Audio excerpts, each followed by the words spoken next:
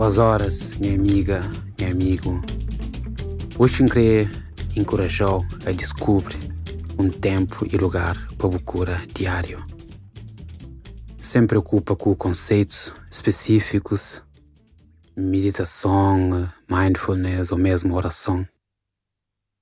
Escolhe tempo e lugar para buscar com num ambiente de simpatia, compaixão, compreensão, gratidão e amor para você. Independentemente de apoio, pessoas que não têm a nos volta ou não têm sempre nas cabeça para apoio e compreensão para nós. É importante ser momento diário nos sítios que está trazendo calma, tranquilidade, talvez até beleza ou aromas que não gosta.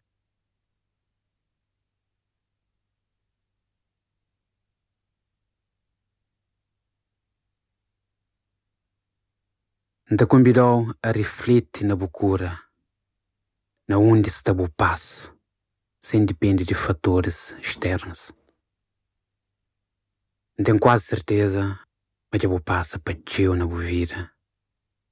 Talvez até você está cansado, desgastado emocionalmente naquele exato momento ali.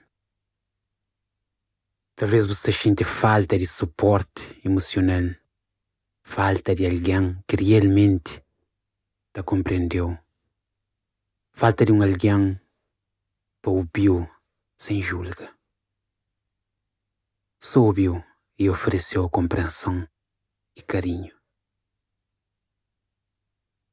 Sem ignorar a relevância de que os sistemas de apoio ali, é importante no haja momento diário para nós, para empatia com nós mesmos, para descanso, compreensão, para perdão.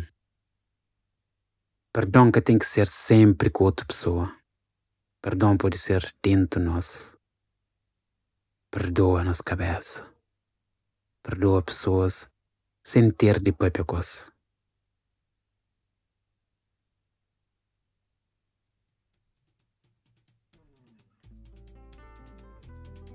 Hoje foi uma sessão ligeiramente diferente. A gente espera que eu consiga achar nele inspiração para a criação de momento diário para procura.